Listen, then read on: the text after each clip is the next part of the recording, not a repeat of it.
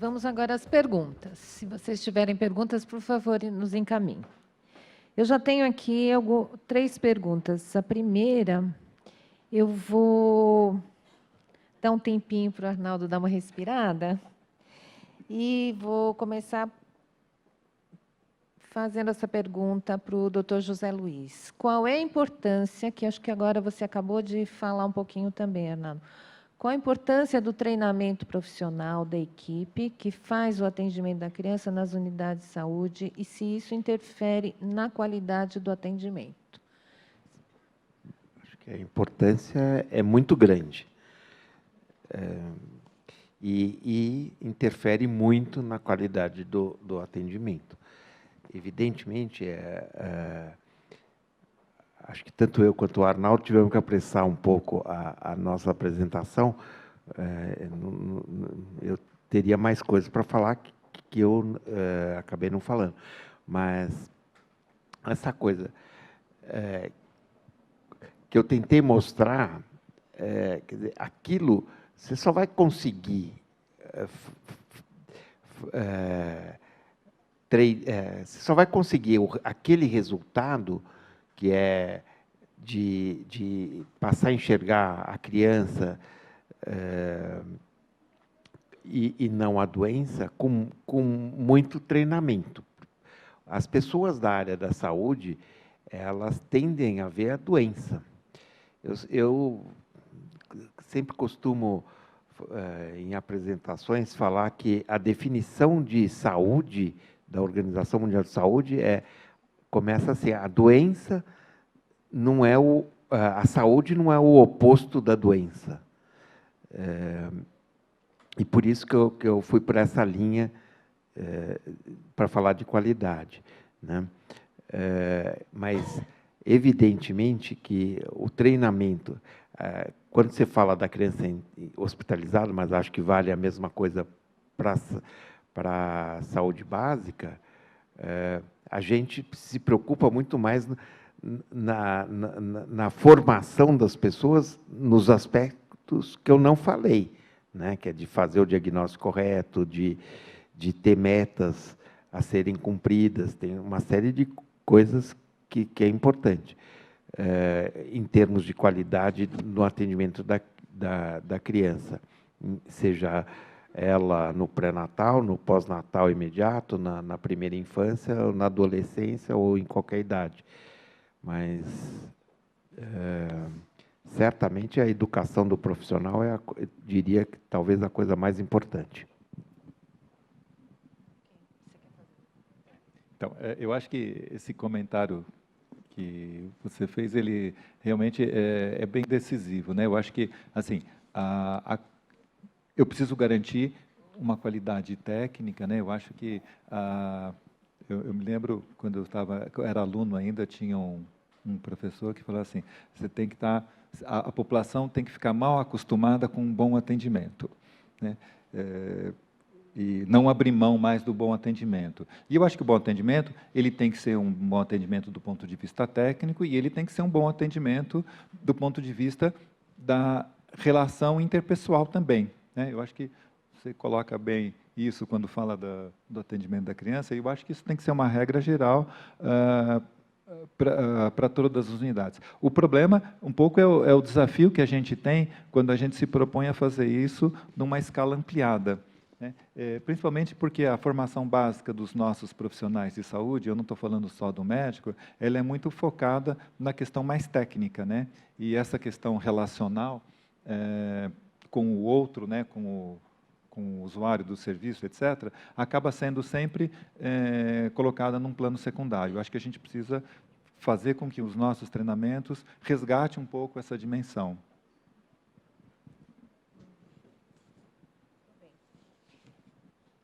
Tem uma pergunta aqui para você, Arnaldo, feita pelo vereador Alexandre Gil, de Penápolis, que é: como pensar a promoção do desenvolvimento infantil a partir da integração entre as políticas públicas de saúde e educação?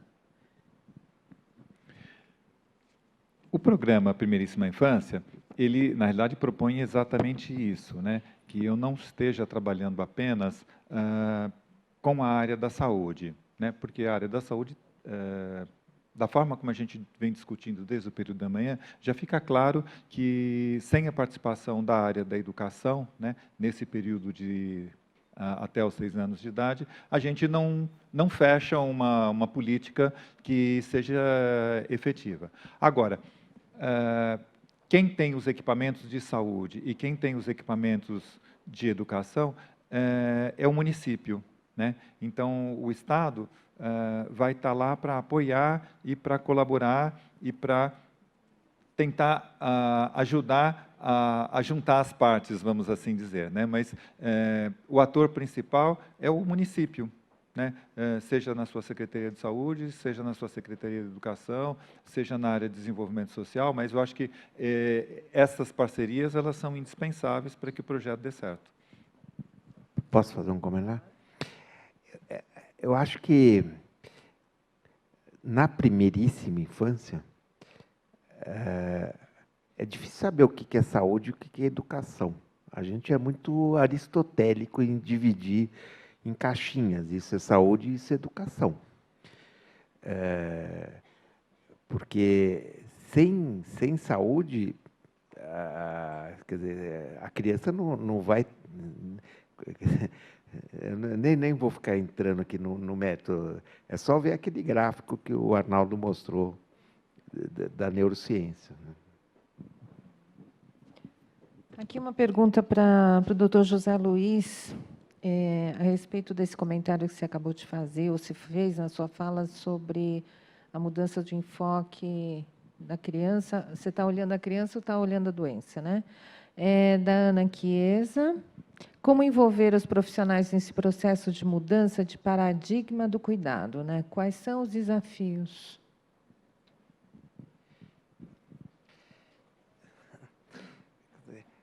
Eu, como pediatra, me sinto privilegiado. Quer dizer, o pediatra tem esse olhar, né? Que é mais holístico, mais abrangente do que o médico, os outros médicos em geral. Eu não diria que é mudança de paradigma. Porque no atendimento da criança, atender com esse olhar mais humanizado, eu não gosto dessa palavra, mas é o que está me ocorrendo, ela já faz parte, né, do treinamento das pessoas.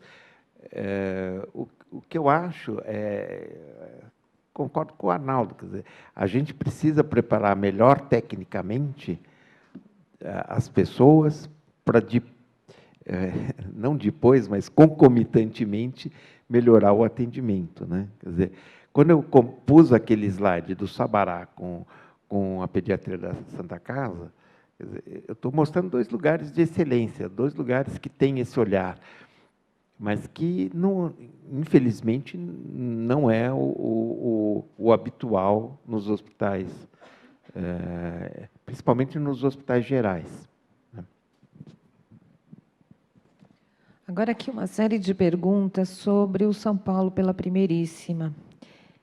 Desde como é que o programa pode envolver as universidades no processo de implantação e sustentação das ações? E qual a relação, se o programa vai se articular com as ações previstas na Rede Cegonha?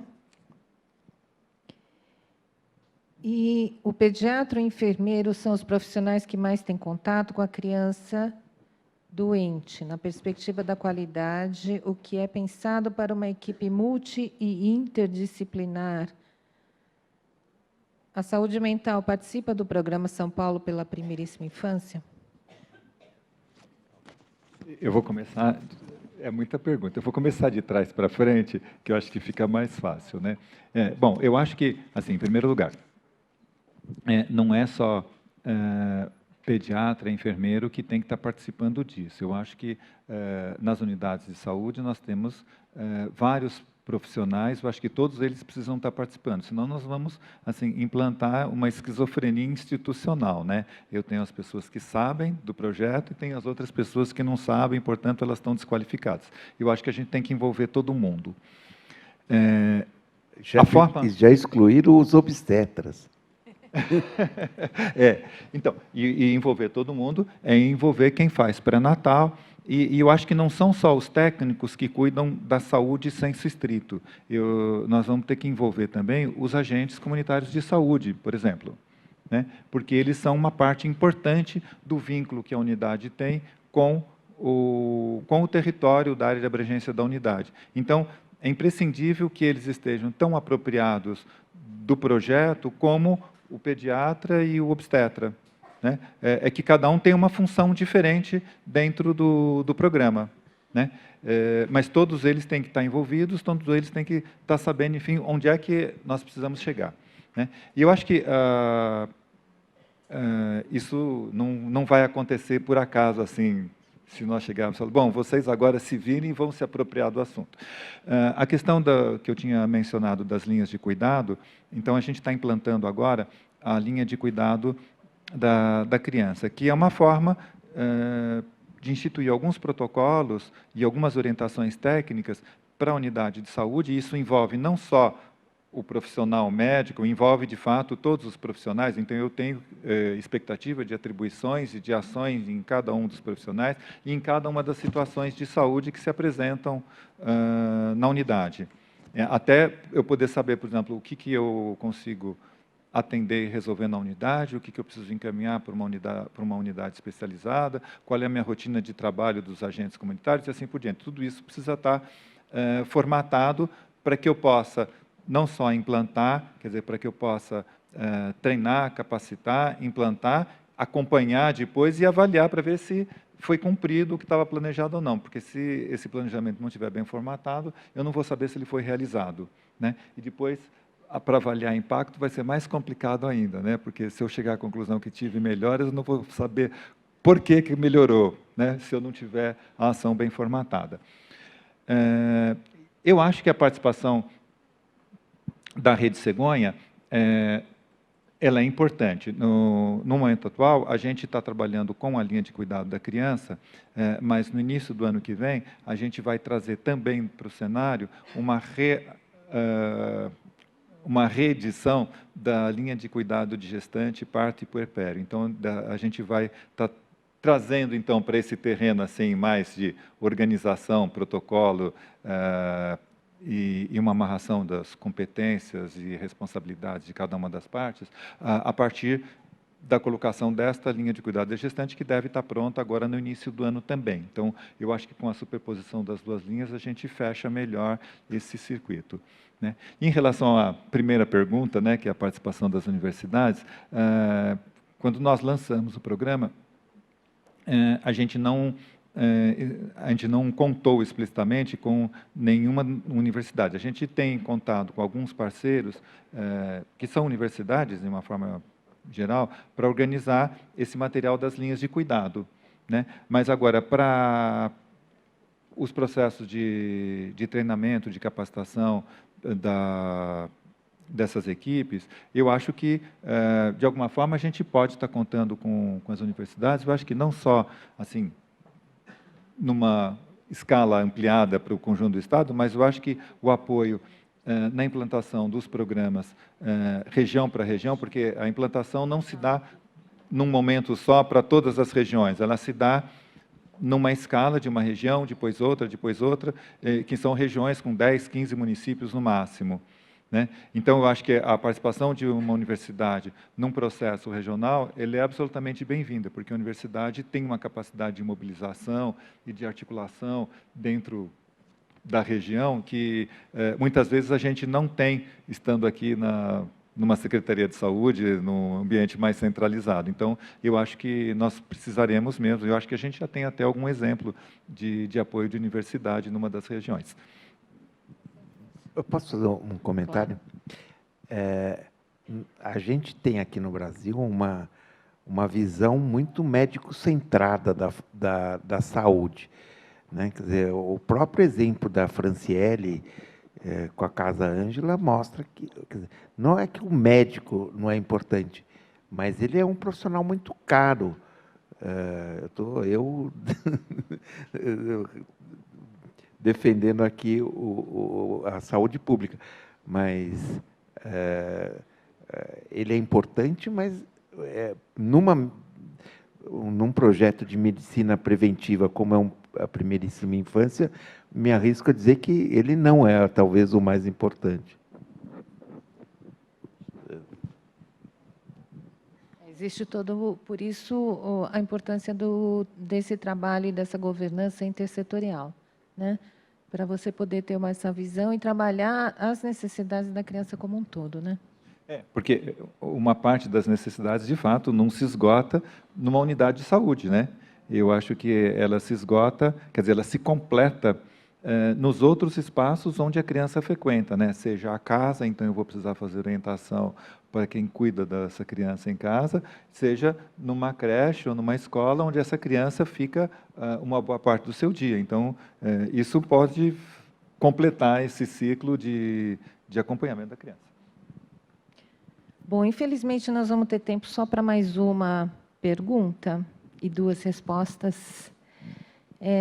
A pergunta foi feita pelo Luiz Guilherme Florence, do Hospital Albert Einstein. Na opinião de vocês e a partir de suas experiências, qual melhor ação de qualidade em saúde infantil que vocês já viram? Obrigado, viu?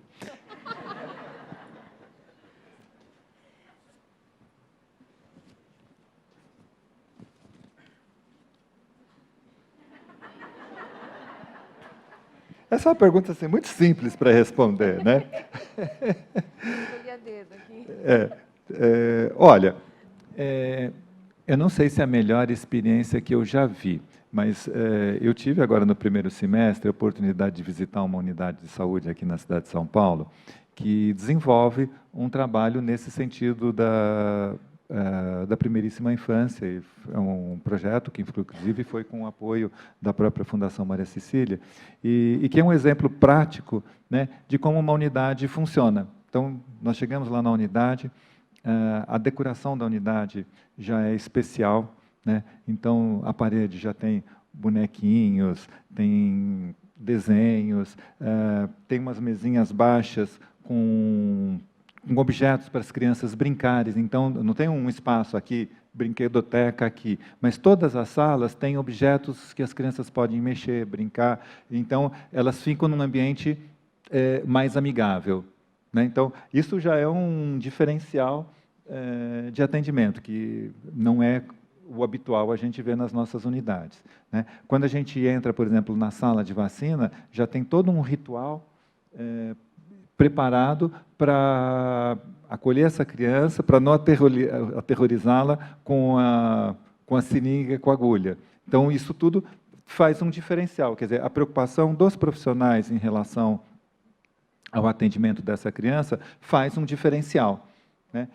Eu não vou saber dizer se o pediatra que faz o diagnóstico é a pessoa mais habilidosa do ponto de vista técnico, mas, com certeza, ela é muito habilidosa do ponto de vista da relação com a mãe e com a própria criança, né? Ela não trata da mãe, né? Porque, assim, quando a gente faz o nosso treinamento em pediatria, a gente aprende que a nossa relação é com a mãe, a gente só faz o exame físico na criança, mas a relação é com a mãe, que, enfim, forma toda a história, faz toda a anamnese. Então, a criança depois fica lá num canto para não atrapalhar o final da consulta, né? Eu acho que a gente tem que mudar um pouco essa conversa, né? E tem que envolver essa criança. Eu acho que a criança, cada vez que ela é um pouco maior, ela precisa ter mais envolvida, né? Porque ela passa a questionar, ela passa a ter medo do pediatra, né? Então, eu acho que a gente precisa trabalhar isso de uma forma mais criativa mesmo. Eu acho que as nossas raízes médicas acabam atrapalhando a gente, né? Eu conheço tantas experiências fantásticas, certamente, pensando na criança internada, conheço talvez os melhores hospitais do mundo, e a minha resposta para o Luiz Gui, brincando com ele, falar, não é o Einstein, é o Sabará. Mas a Ana está rindo aqui. Mas eu posso dizer, nem é uma unidade de saúde, mas pensando assim, no que a gente está discutindo aqui nesses 2 dias, eu posso contar uma coisa que me emocionou muito, acho que 2 anos atrás, quando eu visitei na Índia, em Calcutá, o trabalho da Madre Teresa com crianças abandonadas. Essa foi a experiência mais fantástica que eu já vi de saúde infantil, porque eram crianças abandonadas com autistas, doentes mentais, crianças que foram cegas para esmolar, etc. Eu acho que essa foi a experiência mais fantástica que eu já vi de saúde infantil.